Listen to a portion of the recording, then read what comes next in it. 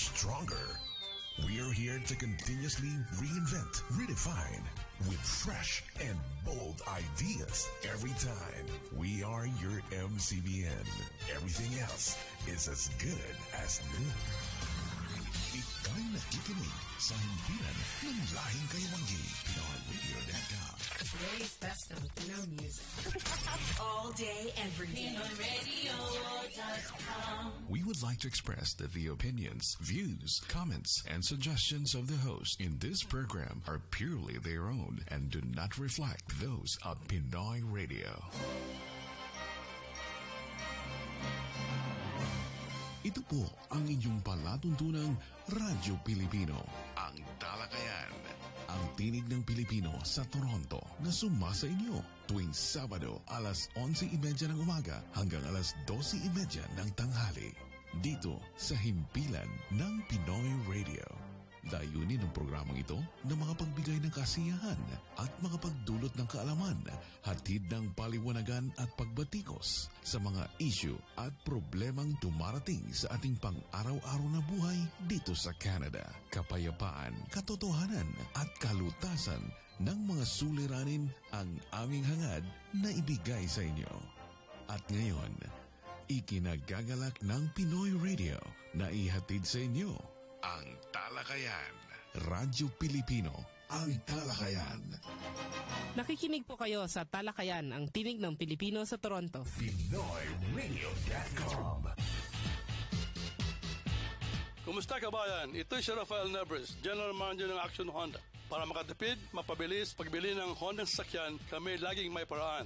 Laging may sales events at promotion, tama sa iyong kakayahan. Please call us at 416-281-1234, 416-281-1234. Bibili ka o hindi, it's always my pleasure to talk to our kababayan. Mabuhay!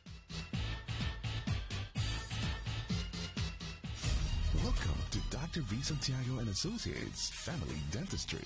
Complete dental care, general and specialty dentistry with trusted team of doctors, surgeon, periodontists, and dental hygienists. Now with 2 locations to serve you in the Greater Toronto Area. Main branch at Toronto office, Rosedale Medical Clinic, 600 Sherbourne Street, Suite 307, Toronto. And its new office and clinic at Mississauga Marketplace Plaza, 4555 Ontario Street, Unit C11. To learn more about Dr. Santiago and the Family Dentistry Canada, visit them online with their new website, thefamilydentistry.ca.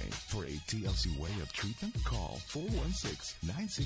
416-967-9272 or 905-272-3455. Dr. V. Santiago and Associates Family Dentistry. Hello po, ito si Belita Corrales. Kumusta na kayong lahat? Sa yumak na magsama-sama, ipadala ang ating cargo. Serbisyo ay hindi nagbago. Ang yumak ay totoo. Saan pa man ang iyong pamilya, ang yumak ay mayroong serbisyo. Kahon ninyo'y walang peligro. Darating maayos at magaling. Kahit anong ginagawa ninyo, makinig muna sa masayang tropa ng Talakayan. PinoyRadio.com. Ako po si Jessica Brias na bumabati ng isang magandang umaga. Bagamat malamig, masasaya pa rin ang mga mukha ni Nelson at ni Katoni at ni Kababi. Kaya makinig po kayo sa amin sa kasalukuyan. Huwag bibitiw. Manatiling nakatutok sa Talakayan Radio Pilipino. Ito naman po si Bobby Atchacon, ang IT Coordinator ng Talakayan na bumabati ng magandang umaga dito sa umuulan na Toronto. Magandang gabi naman yan sa mainit na Manila. At ito, yung bagyo, lumabas na. hindi, pero may bagong dating, Rosita. Si Rosita pumalis na. Pumunta na sa Hong Kong eh. Pumalis na si Rosita. Okay. Okay, magandang umaga po sa inyong lahat. Ito po si Nelson Galvez at sabi nga nito ni Bobby, maganda raw ang panahon dito. Naku, malamig at makulimlim. Diyan sa Maynila, kumusta ho kayo? Kumusta ang panahon niyo diyan? Mainit eh. And this is Tony Sanwan, your political commentator, na nagsasabing hindi po ako weather specialist at tungkol sa weather at Weather lang yan. weather lang sabi nga ng isang change sa ABS-CBN. Good evening, good afternoon, good morning throughout the world. Okay. Ako na ba? Aga naman. Kala ko mamaya. Palagi ka kasi Nueva Ecija. Nagpapasalamat ang talakayan sa aming mga kaibigan at katoto sa inyong pakikinig sa aming palatuntunan. Nawa manatiling ang inyong pagtitiwala at pagtaguyod. Nangangako po kami na pagbubutihin ang pagdulot ng kaalaman at kasiyahan sa inyo.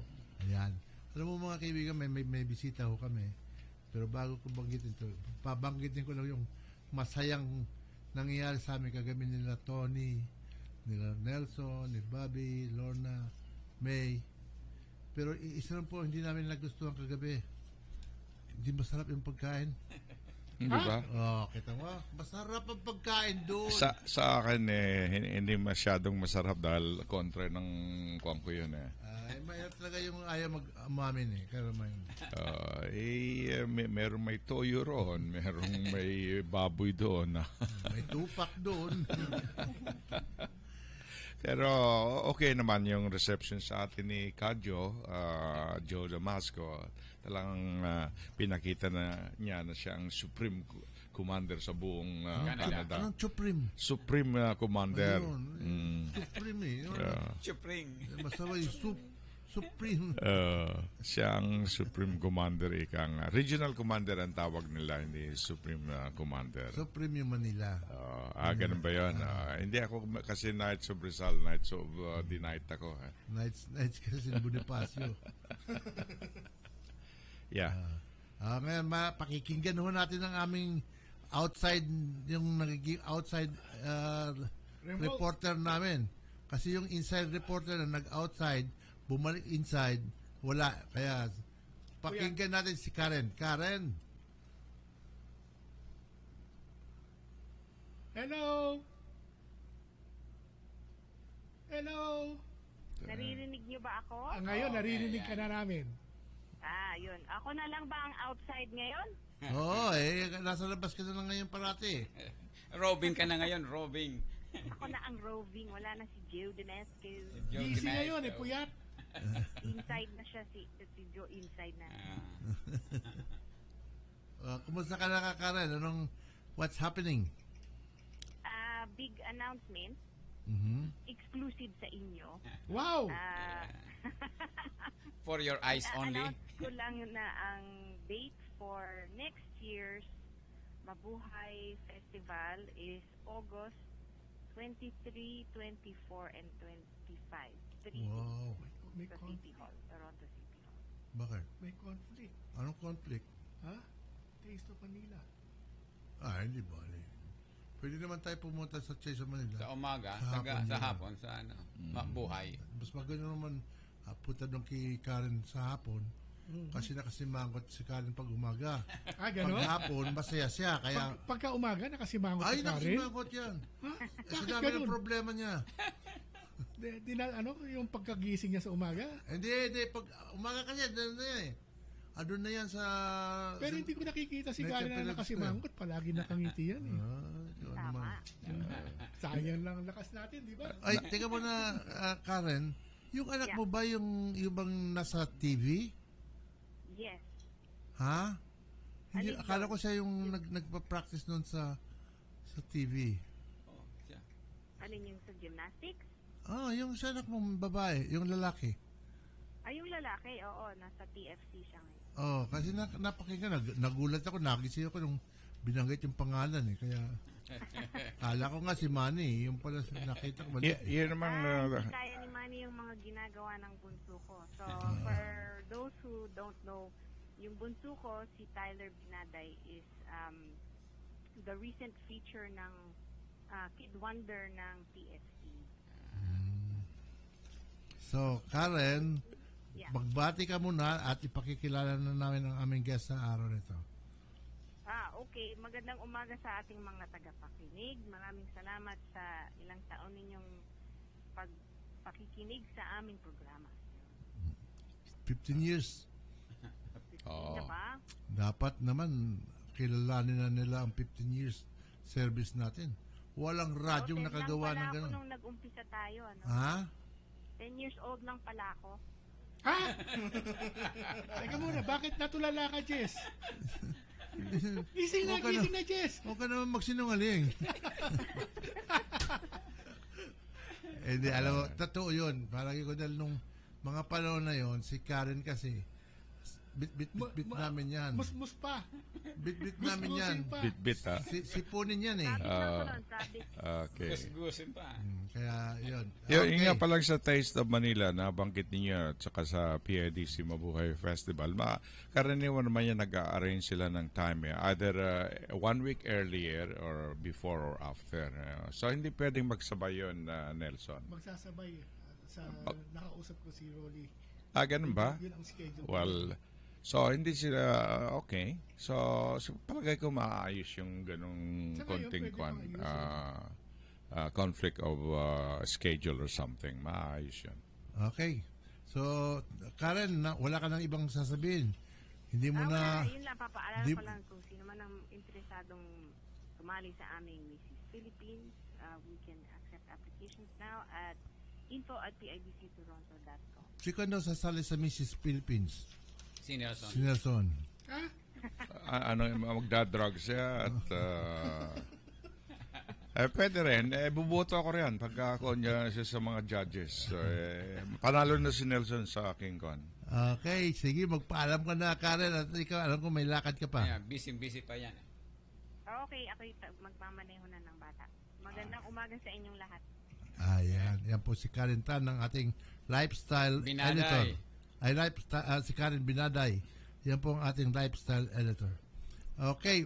Tony, pakilala mo yung ating gwapong lalaking di ko maintindihan. Okay. May gwapo bang babae? Anyway. Ngayon, ang gwapo, pwede pa babae, pwede pa lalaki. Oh, okay. It's a lesson. Okay. It's very...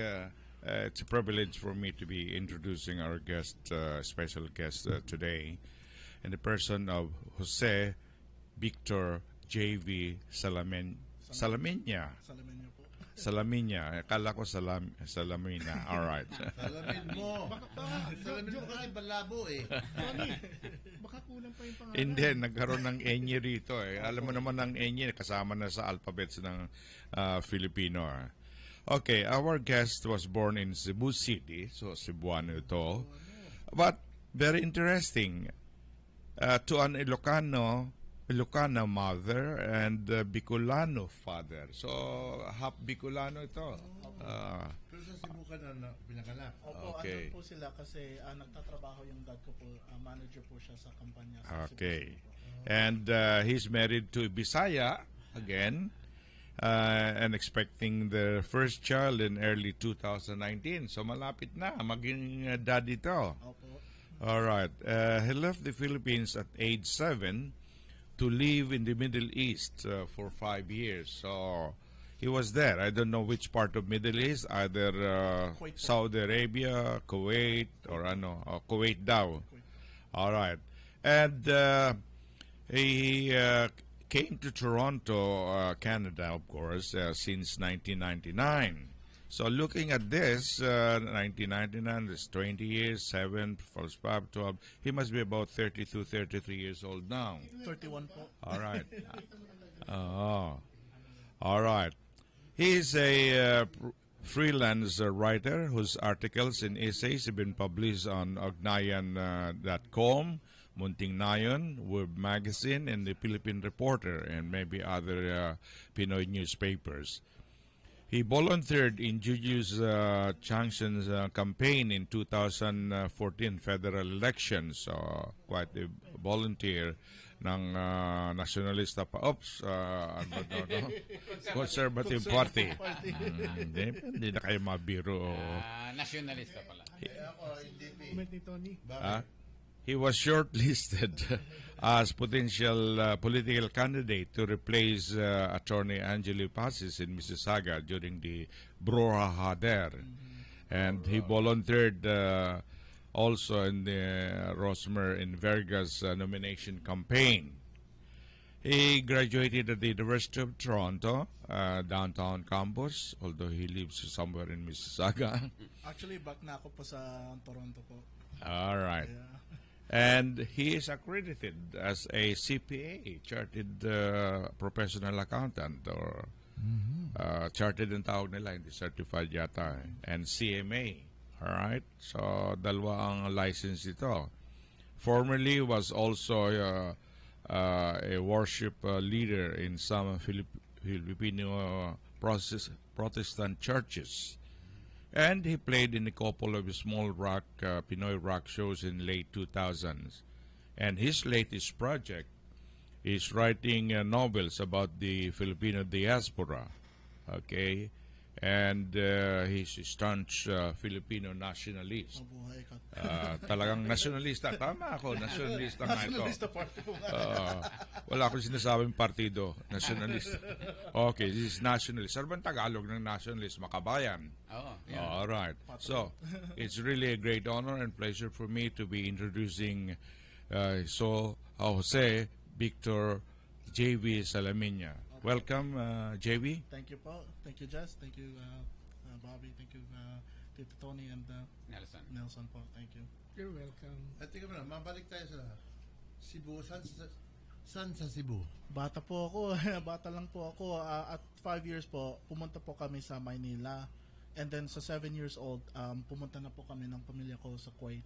Andun napaanak yung sister ko po. And then when I was 12, so hindi mo alam kung saan ka sa Cebu? hindi po eh. Masyadong bata pa ako po eh. Kasi taga Cebu ako eh. yung Pero Bicol din ako. Ay, parang yung dad ko. Yung asawa ko naman po, Bisaya siya pero she lives in Mindanao. Sa Agusan del Sur po. Okay. Paano I hope it's not Marawi. Ka Mindanao? Sino? Baka Iba-ibang lugar yung Mindanao. I hope hindi Marawi, ha? Sa Agusan del Sur po. Agusan. Okay. Reminding talking about the Marawi, gusto ko lang ulitin po ito dahil binanggit nila kagabi na ang Marawi daw hindi totally rehabilitate. They had to demolish everything. Okay. Including yung synagogue nila. Okay. Yung mosque, hindi sinangog. Yung mosque. Walang hudyo doon. Hindi po namin yung kanilang equivalent ng synagogue, sinasabi niya sabihin. Okay. Saka yung kasi cathedral doon, wala na rin. They have to raise down everything. They have to flatten everything to be able to install new structures. Nagrereklamo kasi maraming mga Pilipinong Marawista na nasa Maynila. Okay. Yun po ang nirereklamo nila sa araw-araw nagrereklamo Gusto na nilang umuwi. Ang tawag nila ron bakwit. Bakwit. Yan ang Tagalog nila sa evacuate. Okay. Bakwit. Kasama na ba yun sa Oxford? Wala pa yung bakwit sa Oxford English Dictionary. Inaabangan ko yan at i-report natin pag nangyari yun. Bagoong lang, bagoong saka kare-kare. Kare-kare. Okay. Ngayon, yung nasabi nga dito, Bicolano Father, hindi natin alam kung taga-Albay or Sorsogon. Sa Bicol. Catanduanes po. Catanduanes. Mother ko yun. Okay. Sa Pandan. Pandan na Catanduanes. Marami sigurong pandan doon. Pandan nga. Okay. Balikan natin si JB. What are you doing now? I'm actually an accountant po. Just like how Jose Rizal was an eye doctor, I guess I consider myself an accountant. That's my day job, 9 to 5. Pero nagsusulat po lang ako. And really, I'm just really a nobody who just got exposure because of the Julius Tiangson campaign and yung lahat ng bruhahan na nangyayari sa Mississauga. And I just took that opportunity, volunteered a lot for the Rosemary and Verka campaign. A lot of people were, I guess, impressed by my writing and I guess sinabi nila sa akin na kung kaya mo, send in a few articles and through some connections, si Tito Jojo, and si Tito Hermie of the Philippine Reporter, I was able to submit a few articles. Sometimes they accept it, sometimes they don't. And some articles of mine were featured in Munting Nayon, of which some of your articles are also in Munting Nayon, right? So, yeah. How did you get introduced into some sort of Canadian-Filipino politics? Because relatively you're still young. Nakakatawa yung story po. In summer of 2015, I didn't have a girlfriend, so sanay na ako sa Pilipinas. So I was out there sa Filipino Festival sa Mississauga. Nakita ko yung booth ni Tito Julius Tiangson. And I said to him, magtatakbo ka po? Yes. This was the first time that I saw a Filipino running for, at least in the GTA, as an accredited nominee for a major party. And it was the Conservative Party, of which I'm aligned to them politically. I'm a big supporter of the Conservative Party here in Canada. And so I said, I'll volunteer. And when the campaign was called in 2015, tumulong rin ako po sa campaign niya. Almost every weekend I was there, helping out, canvassing. Marami din Pilipino na na-meet ko doon. A couple of friends like Tita Merling, Tita Rose Ami, just a shout out to them na tumulong sa campaign niya. Yeah. And that's how I was able to build my connections, Tita Oswald, Tita Mila of Mississauga, and Guy and Olivia Camacho as well. Okay. Given your experience dito sa political campaign, what's your take on the politics of Filipinos getting into Canadian politics? Actually, I was going to write an article about that. As you wrote earlier, na si Tita Rowena Santos nanalo sa Brampton at si Lisa Bauer nanalo sa Ajax. There were a lot of Filipinos running in this municipal election, but the way that Miss Rowena Santos and Lisa Bauer won was they reached outside of the Filipino community. Whereas the two or more candidates that were reaching to the Filipino community, si Paulina Corpus and Tito Randy, who are close. Tito Randy is a close friend of mine. Tita Paulina, I just got to know her. They tried to reach out to the Filipino community kasi maraming din Pilipino sa Scarborough. I used to live in Scarborough in the area of Tita Paulina Corpus. Maraming Pilipino doon po, pero hindi sila tumulong masyado. And it was disappointing to see. I mean, it was good to see Tita Paulina get 1,700 votes, but Tito Randy's 800 votes could have been made up by other Filipinos in the Scarborough Center community. I feel that we Filipinos, especially our younger generation, we need to stand up and rise up and get at least our candidates in there. Because, I mean, no offense to, I don't want to offend anybody, but Tita Rowena is a great candidate. Pero lumaki siya dito po sa Canada. Iba yung perspective ng tao na lumaki dito sa Canada versus yung tao na lumaki sa Pilipinas at pumunta dito. And I think we need more candidates that have that first generation experience. At naiingit rin ako po sa ibang lahi. I'm not putting down our people, but naiingit rin ako sa ibang lahi na they got their candidates in. Kita mo yung Sikh community, very successful in bringing in even Jagmeet Singh into the NDP leadership. The Punjabi community is very powerful. The Chinese community, marami din silang kandidato. At yung Tamil community, they're also rising now sa Scarborough. So, given your statement or your observation, is there something wrong with Filipino-Canadian candidates, or there should be some change in strategy or something like that? I think we do need to have more. I think Tita Paulina and Tito Randy are great candidates. Yes. I think that part of the reason was external. So yung nangyari po kay Doug Ford that he changed the rules of the game. Sinasabi nila they changed the rules of the game. Twice they have to cover an area twice as large at a short amount of time. Mahirap yun. Yung nanalo maraming kandidato na incumbent candidates. Are we not going to, let's say you're a candidate, are we not going to zero in having a base, establishing a base first with Filipinos, then spreading perhaps our capital or something to other ethnic groups? O maaari naman nagfo-focus lang tayo sa Pilipino pagkatapos hindi naman lumalabas pagdadating sa botohan o sa election. Unlike other candidates na banggit mo nga na may ethnic groups, may mga ethnic groups na pero solid sila. Pero ang Pilipino, ano sa pananaw mo, is it really they are solid, they are strong, or kanya-kanya? I think yung it's carried forward from the psychology sa Pilipinas. We're not a very political people.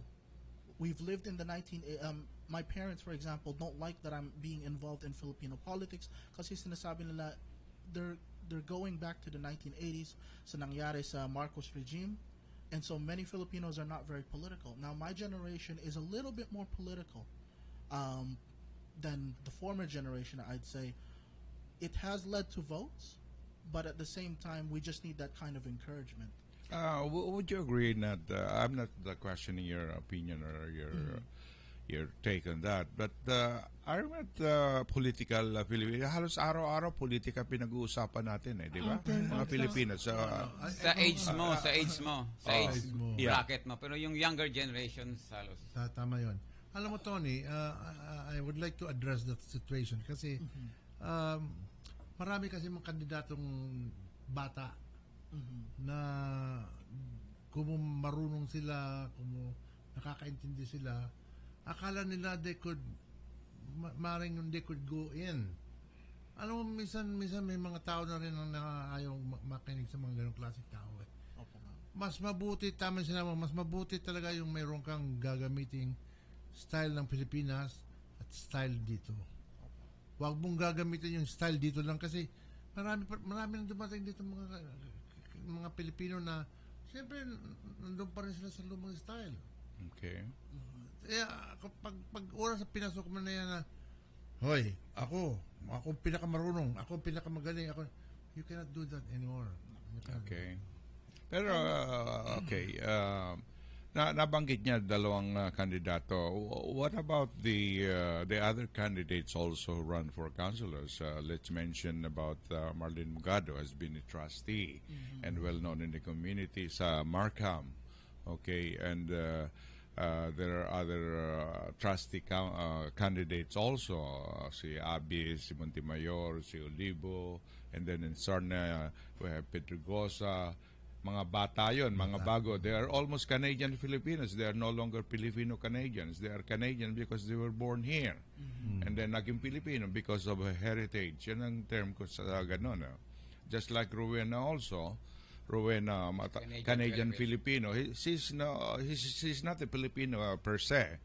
Dahil they were born first, by birthright, they are Canadians. They became only Filipinos because of their heritage. So, yun, may mga puhunan na. Lisa Bauer also may mga puhunan na. Is there something wrong na pagka Canadian, Filipino-born ka, there is something wrong because your delivery of the language, the English language is different. Perhaps your thinking would be different. Your vision would be different. So, perhaps the new candidates, the young ones, would have an edge, So let's go back to, in a way, we're talking much about politics. Let's talk about your profession, being a chartered accountant or a CPA. What exactly is there any line or specialization in this respect?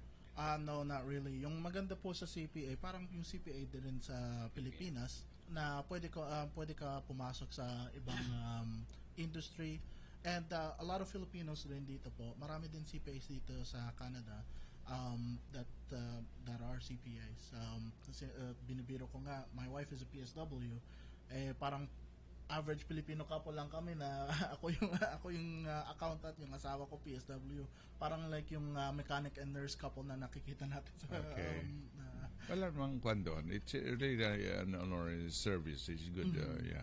So, maraming accountants dito, maraming pupunta, pero you can count in numbers. Very few are licensed or certified accountants because the regulatory boards here in terms of accountancy is very strict and nagiging kwan. So what's your specialization now in terms of accountancy?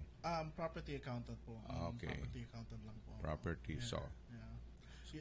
It's something to say na a lot of people, they look at me as an accountant, but sa akin naman, to be personally, as a staunch Filipino nationalist, if I wanted to be remembered, si Jose Rizal, he got remembered as a writer.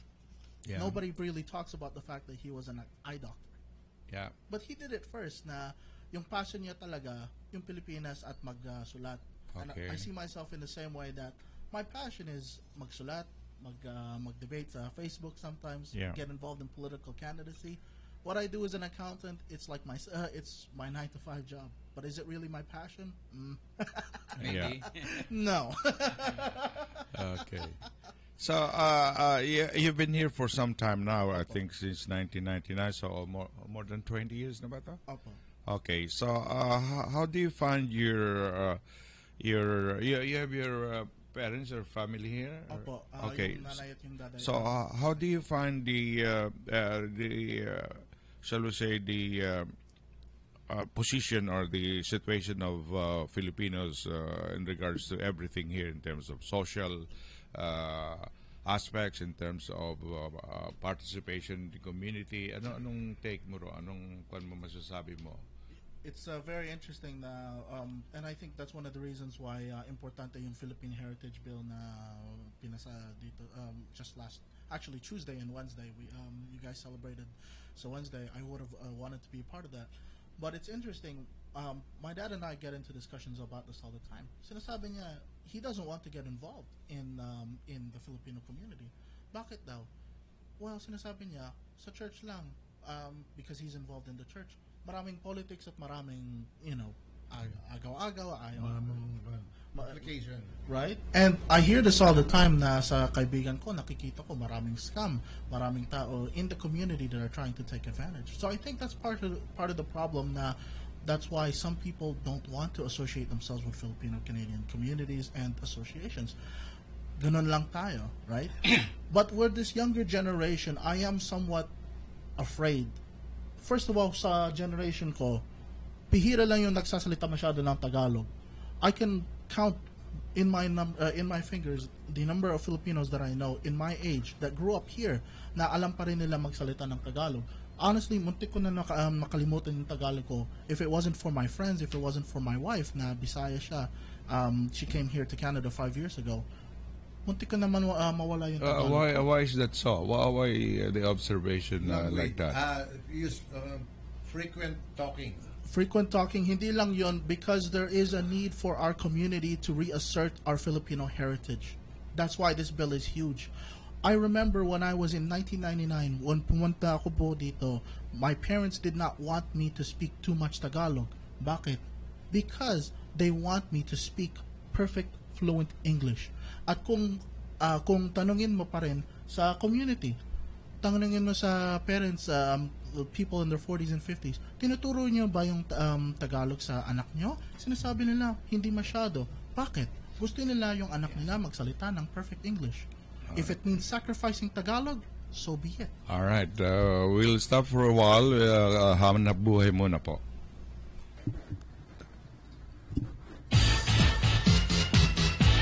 Kumusta kabayan? Ito si Rafael Nebres, General Manager ng Action Honda. Para makatipid, mapabilis, pagbili ng Honda sasakyan, kami laging may paraan. Laging may sales events at promotion, tama sa iyong kakayahan. Please call us at 416-281-1234, 416-281-1234. Bibili ka o hindi, it's always my pleasure to talk to a kababayan. Mabuhay!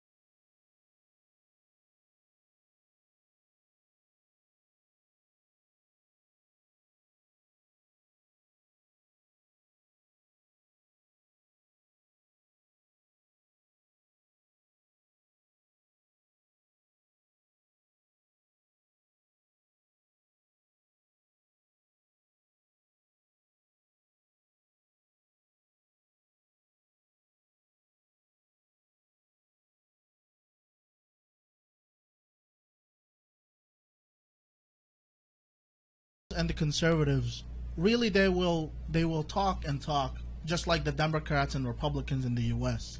But when you boil down to the platform, you don't really have much deviation from the center right and the center left. Remember, I guess mahirap sabihin dito sa Tagalog, pero so pasensya na ko po kayo na I have to explain this in English. Canada's 3 words are peace, order, and good government.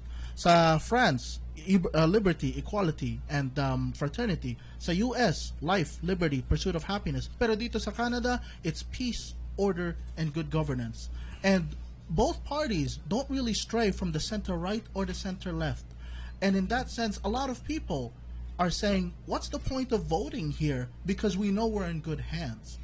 Now, sometimes you have the NDP come in and but even with the NDP, when the NDP government took over in Ontario in the 1990s, or in Alberta, they ran on a left-wing platform, pero bumalik sila sa center.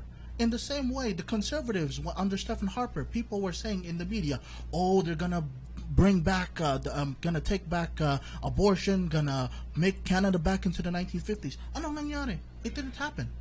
Why? Because Canada is a center nation, centrist nation. Sometimes to the center left, sometimes to the center right. It always balances. Sa Pilipinas, anong slogan nila doon?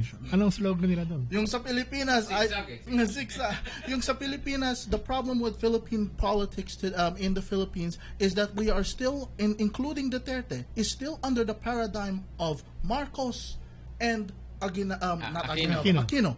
And there's a lot of people sa generation ko, we reject both Marcos and Aquino. It's not that we're rejecting the people. I personally admire both Ninoy Aquino sa intelligence niya, but I also admire Ferdinand Marcos for his intelligence and his wit. And I like both of them. Pero we have to move away. Move on na. Yung problema sa Pilipinas iwanan na yan. Iwanan na Maidagdag ko, sa Pilipinas kasi it's what we call personality politics. Wala tayong tinatawag na core values na nakakaroon ka mukha sa states nga there are a two-party system. Sa atin kasi multi-party, kaya iba-iba ang mga prinsipyo. Kung sino nagdadala ng liderato, doon tayo. So, yun ang... Okay, bago ang last question ni Tony, Bobby, ikaw muna. Ang Toronto Syndicated Network ay nagpapasalamat sa mga nakikinig sa amin for the past 15 years. Kayo po ang nagsilbing inspirasyon upang pagbutihin ang aming paggawa ng Talakayan Radio Show. Yan, Tony, last question mo kay Boss. Wala akong question. Kung ako mamarapatin, I really don't know whether this is a personal question or more of, are you planning to enter politics? Of course, you have entered politics about a few months ago. Are you planning to enter politics in the upcoming federal elections, or you have to wait for another 3 years in the next provincial election? It's quite a direct question. And I'd gladly take that question po. Tita Paulina, Tita Randy, Tito Julius, and Tita Rosemary, and her friends in Mississauga have all pointed out the one thing that is needed with political campaigns, and that is money. And that is something that personally I don't have that much right now. And that is one thing that I think is limiting us as a community too, is the amount of money that we need. But at the same time, if God willing, if the right things align, and if it's God's will, so be it. Okay. But of course, I have to run it over with my wife. She's the boss. Commander-in-Chief, Pilipino pa rin. Commander-in-Chief. Pilipino pa rin. Alam mo naman, sinasabi dito, Canadian husband, luto ka na dyan. Magsaing ka na dyan. Alright. Maglaba ka na dyan. I don't agree. Siguro itong tatlo. Alam mo kasi dominante si Tony. Hindi naman. Okay. So, ating adni Dr. Santiago. Okay.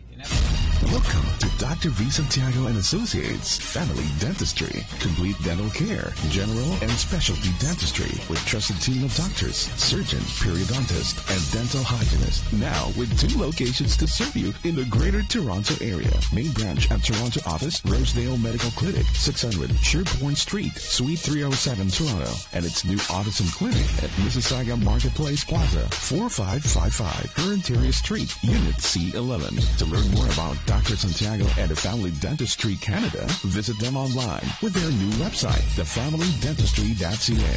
For a TLC way of treatment, call 416-967-9272 or 905-272-3455. Dr. V. Santiago and Associates Family Dentistry. Hello po, ito si Belita Corrales. Kumusta na kayong lahat? Sa yumak na magsama-sama, ipadala ang ating cargo. Serbisyo ay hindi nagbago. Ang yumak ay totoo. Saan pa man ang iyong pamilya, ang yumak ay mayroong serbisyo. Kahon ninyo'y walang peligro. Darating, maayos at magaling. Nandito na po tayo sa Bits and Issues, the One Magical Night Show of Catherine Bernardo. And Daniel Padilla will perform with Elmo Magalona and Janela Salvador. The venue is Toronto Pavilion, 190 Railside Road. The support assistance of Waki, Kiray, and Negi will help the success of the show. Ang petsa ay November 10, 2018. Bea Alonzo and Agamulak will be together for the first time in the movie First Love. The screening started last October 26, 2018 and is still continuing on the following movie theaters: Scarborough Cineplex Cinema, Toronto Famous Player Square Cinema, Vaughan Cineplex Cinema, puro mga cinema ito, Mississauga Cineplex Cinema. Ayan po ang kay Bea Alonso at Agamulak. First Love, manood po kayo. Okay, si Lolita Carbon po with her hits on Asin Band will come to Toronto along with Alon in his hit song Pusong Bato to do the Himig Handog ngayong Pasko OPM 2018. Korean-Canadian Cultural Association po ang venue nila sa 1133 Leslie Street, Toronto. Limited seat po, call exam 647-803-9726. The cost is $45 for the regular and $65 for the VIP meet and greet. Tony, magpananaw ka na. Oh yeah, maiksi lang aking commentary. It's about, once again, it's about political development in the Philippines. As you could, as the President Duterte mentioned the other day, that he will have his own senatorial slates. As you know, he's with the Partido Democratic ng Pilipinas, something like that. And his daughter, Sara, has his own hugpong somewhere, okay, hugpong party. They have also senatorial slate. Kaya marami, ang opposition may siyam na kandidato na rin, at saka ang iba pa na is a mixture of other parties. May mga, so all in all, there are about 126 senatorial candidates. So dadagdag pa ni Senator ni President Duterte. So marami na, labo-labo na ngayon ang labanan sa senador. Remember, they will be electing only 12 senators. Nangunguna of course dyan yung mga incumbents, at yung mga iba may mga magaganda ring mga kandidatong iba na sa in terms of name recognition malawak na rin ang kanilang capital or kanilang influence. So I hope na ang election sa atin ay talagang mangyari na hindi magulo, hindi walang karaniwan yung sinasabi nating patayan o benggahan. So I hope they can do that. Ngayon naman, in terms of relation with China, ang plano ng presidente ng current government of the Duterte administration is to open the navigation and exploration sa West Philippine Sea. There could be explanation, ramifications, and consequences perhaps, because if they're gonna open the West Philippine Sea for exploration, predominantly it's under China's sabihin na natin influence. So maaring they have the tools, they have the equipment, so maaring they can find gold there. Hindi gold, kundi yung tinatawag na oil, black gold. So they open that, I really don't know whether China could monopolize the exploration. Ang Philippines, kung lamang, residual lamang, kung anong makwan, kung ano lang tatanggapin natin. So, there are some criticisms about this. And then the third one is about the situation in Marawi. You mentioned earlier, Jess, about Marawi. The rehabilitation of the Malawi will cost about 50 billion pesos. And to rehabilitate that, they have to raise down, plotting the whole city, the whole Marawi, and many people, the Bakwits, we call them the evacuation refugees or displaced people, are having a hard time to go back to their places of abode. So, yun ang naging yung problem. So, ang tendency of the government is to at least extend martial law in Marawi, which is more not to the benefit of the people from Marawi, but nakakasama yun.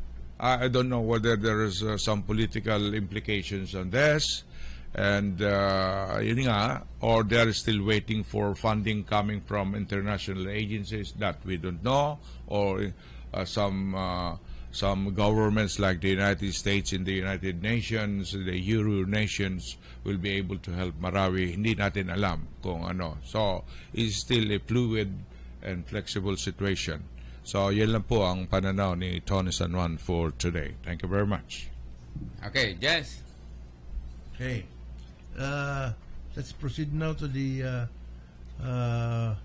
pamamaalam ng ating panauhin. Hindi tayo kakanta muna. Sige, tama. May isang oras pa nga. 10 minutes pa tayo. Sige. So, tanong muna na isang question pa. Baka may tatanong si Bobby. Hindi. Wala. Okay. Ang tanong ko, kakanta na si Sharon. Sige. Pakantayin mo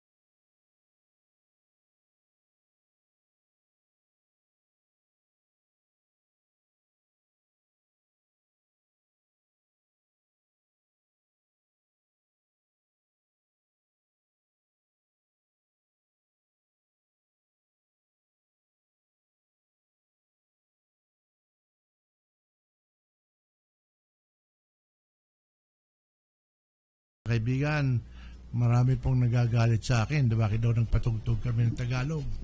Alam mo sa paminsan-minsan, unahan na natin sila.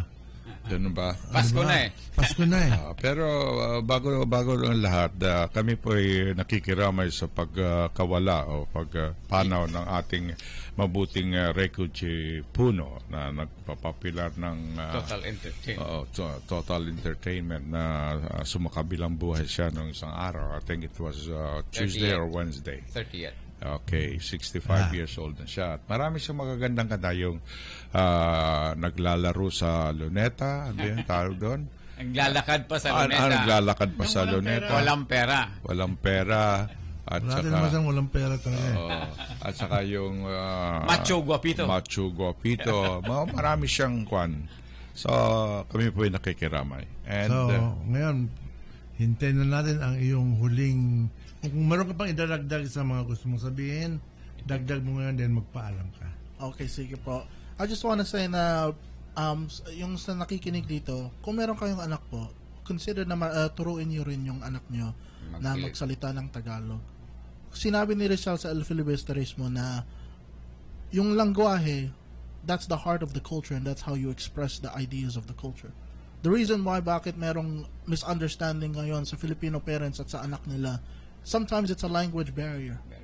Pero kung turuin nyo magsalita sila ng Tagalog, pwede rin sila mag-isip at makinig sa Tagalog at sa ideas mo at sa kultura natin. Huwag natin mawala yung kultura natin. And that's why the Philippine Heritage Day is important. So that not only that we can celebrate our Canadian heritage, pero para proud na rin tayo sa Filipino heritage natin. Because we are good people. We are a very good people. We are very hospitable. And all the other cultures, they love us. And there's a reason for that. Because we are a good people. Salamat sa inyo po. Mabuhay Pilipinas. And thank you so much. Kaibigan, yan po ang ating huling pamamaalam. Pero alam nyo, magandang mga sinabi ni Brad dito is, ang paggalang sa magulang ay importante pa rin sa mga kabataan. Dahil sinabi ni Reza din yun, touch me not. Ang ibig sabihin ng Nolam Tangere is touch me not. So hindi niya sinasabing huwag siyang pakikialaman, pero nakikinig siya sa kanyang mga magulang. Yan po ang ibig sabihin ng Nolam Tangere. That's a very strong advice. That's a very good advice. At paalam ko lang po na 10 seconds, na ang national language natin ay Filipino, hindi Tagalog. Although predominantly or pervasively, it's Tagalog-based because the government of the Philippines is located in Manila.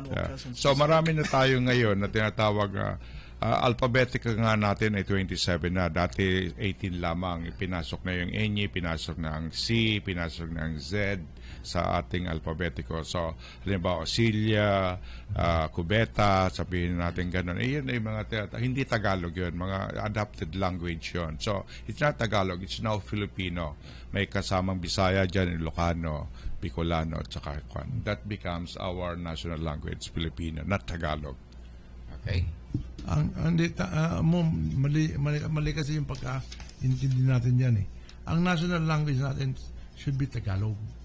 Kasi yun yung alam ng datang maraming tao eh. Yung Filipino is just a language for international use. Yun ang ibig sabihin. Dalawa ngayon ang official languages natin, English at saka Filipino. Kasi umaangal ang nagrereklamo mga Bisaya at saka Ilocano na bakit Tagalog. Kamukha nga sinasabi ko sa ang kotse is not Tagalog. La mesa is not Tagalog. Okay? So, yun ang reklamo ng iba. So, ang para to be able to assuage or compromise pinalitan yung Tagalog, ginawang Filipino. Just like i-accumulate yung may ibang language or dialect. Kaya mga kaibigan, mamamaalam na po tayo. Tony, okay. All right. Thank you very much for listening with us in our conversation with our special guest, JB Salamino, which we're also thankful for gracing our discussion today. At sa susunod po ay abangan natin ang aming conversation with Dr. Marcel Biray, isang psychiatrist, and we'll be talking about Mary Jane, or popularly known as marijuana. Ayan. Si Ka Nelson. Maraming salamat hanggang sa isang linggo. Ayan. Ito si Bobby po. Sa susunod uling Sabado, magkita-kita tayo at makinig kayo sa Talakayan Radio. Ayan. Hanggang po sa susunod na Sabado, kami po ay namamaalam na. Ano man ang ibig niyong talakayan namin sa aming palatuntunan, tumawag lang po kayo sa 416-441-2887. Salamat at magandang tanghali sa inyong lahat. Thank you for listening to Talakayan. The hours fade, the moments fly, and time never stands still. We now look into the pool of memories and pause a while in pious meditation to think of the things we did and did not do but should have done, and hope that in tomorrow we shall improve upon today. Good day, pleasant weekend, Diyos mabulos sa indong gabos. Inyong natungayan ang isa na namang pagtatanghal na ang programang